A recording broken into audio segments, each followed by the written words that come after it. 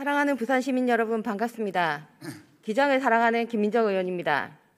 오시리아 관광단지는 부산의 관광을 활성화시켜 부산에서 놀고 일하고 지역 활성화를 위해 공공에서 만들어왔고 지금도 만들어가고 있습니다.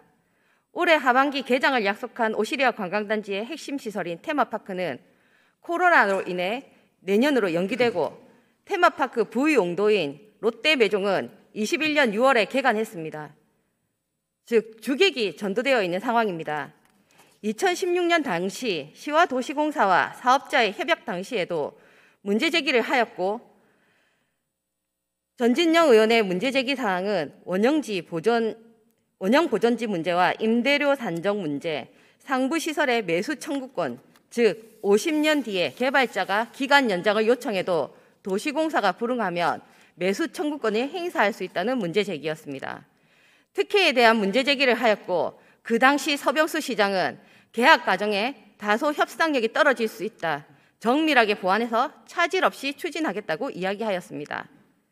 당시 제기되지 않았던 내용과 현재 진행되는 문제를 제기하려고 합니다.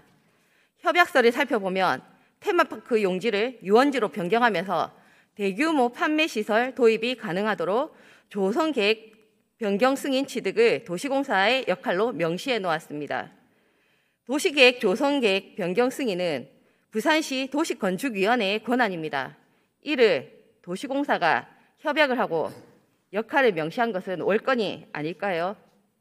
그 이후 2017년 12월 20일 부산광역시 고시 제2017-410호 오시리아 관광단지 조성계획 변경 승인 및 지구단위 계획 변경 지형도면 고시가 납니다.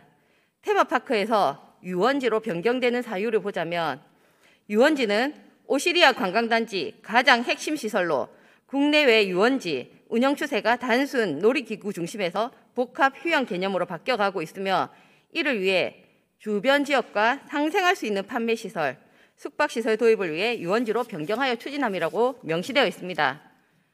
그 결과 대규모 판매시설이 들어서게 되었습니다. 그 판매시설이 올해 6월 주시설인 테마파크보다 먼저 개장을 하게 되었습니다. 주변 지역과 상생할 수 있는 판매시설이라고 고시 변경 사유에 있으나 부분 준공 허가 시 이는 전혀 참고되지 않았고 대규모 판매시설 롯데 매종이 문을 열었습니다. 이러한 절차가 그 당시 부산시와 부산시장과 사전협의 없이 가능했을까요? 개발 사업자는 그럼 자신의 의무인 환경오염 등 토사 유출, 안전 문제에 관해서 책임을 다하고 있을까요? 그 피해를 보고 있는 공수마을의 해녀 회장님의 말씀을 들어보겠습니다. 네, 저는 공수마을 해녀 회장 김성금입니다.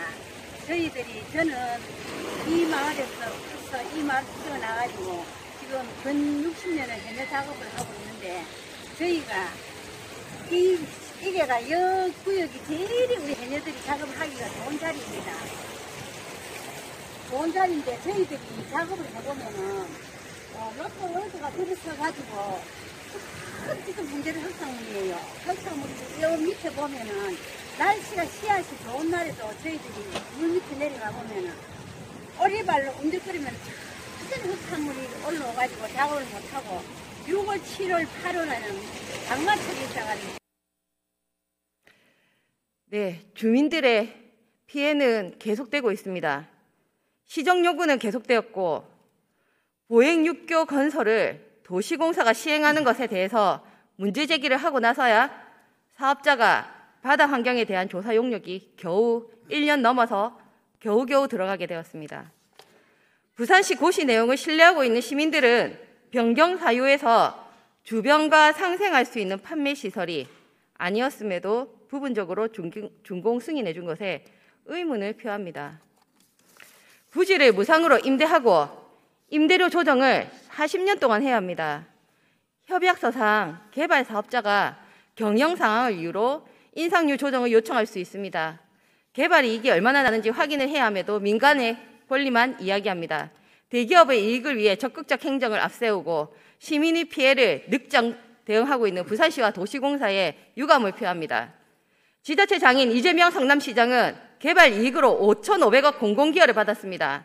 공공개발의 빙자에 민간의 개발이 독점의 산증인 LCT, 광역지자체인 부산시의 상징으로 남아 있습니다.